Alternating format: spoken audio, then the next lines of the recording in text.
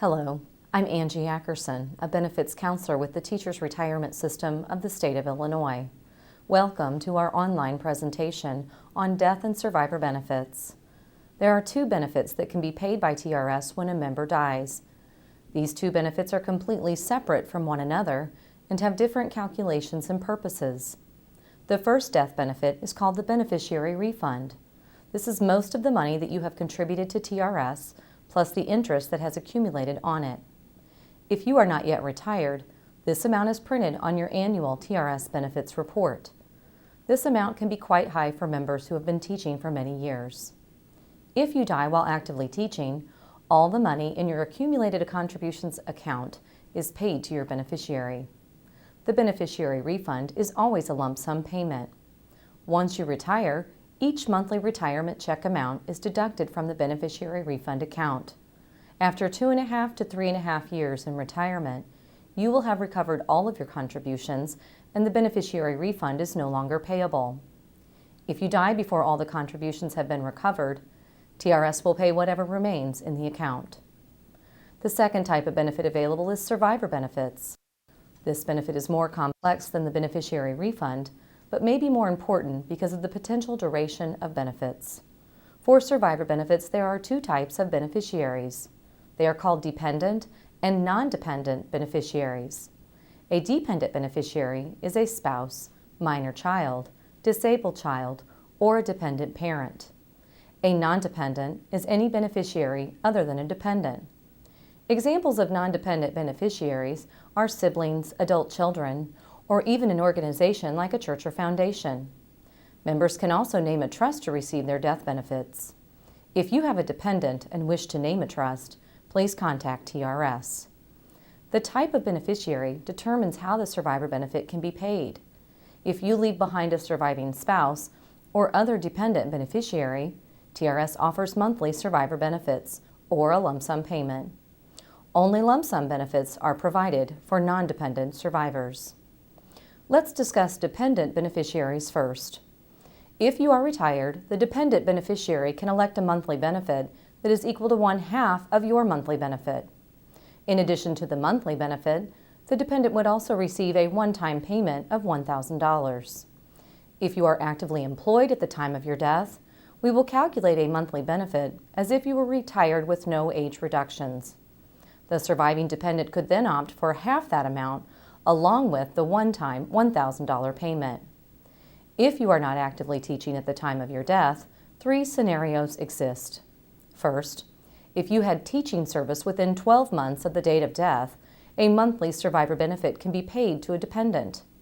The calculation of this benefit is the same, a one-time payment of $1,000 and a monthly benefit that is no less than half of what the retirement benefit would be. In the second scenario, if you have 20 or more years of service credit but have been inactive for more than 12 months at the time of your death, your beneficiary would still be eligible for the same monthly benefits. In the third scenario, if you are inactive with less than 20 years of service and do not have service within 12 months of the date of death, no survivor benefits will be payable. The beneficiary refund, however, would be paid to the primary beneficiary or estate. As I indicated earlier, a dependent beneficiary could elect to receive a lump sum survivor benefit instead of a monthly benefit. A non-dependent beneficiary can only receive a lump sum benefit. The lump sum benefit calculation is the same for each type of beneficiary.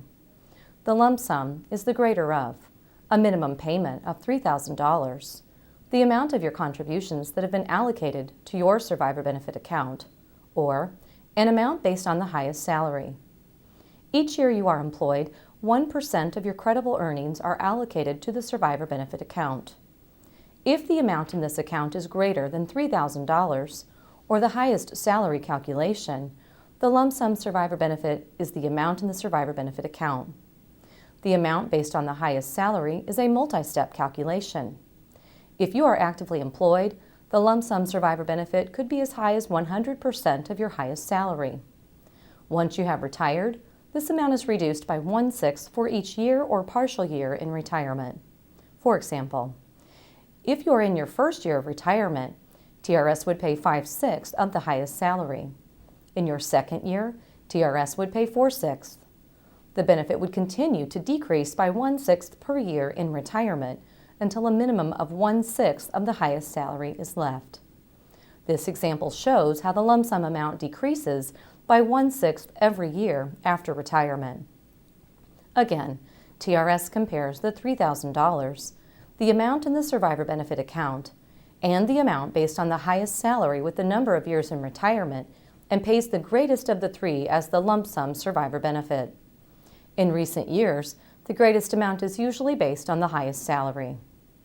TRS is required to pay your death benefits in exactly the manner you have completed your beneficiary designation form. We recommend you review your beneficiaries annually when you receive your TRS benefits report. You can also access this information if you have established member account access on the TRS website. The automatic designation option on the form is an alternative to naming specific individuals. Automatic designation names all eligible dependents as beneficiaries.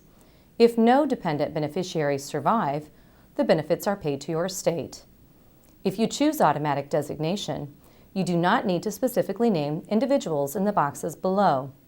Please note that if you choose automatic designation and have adult children, they will not receive any death benefits unless they are dependent by reason of a physical or mental disability.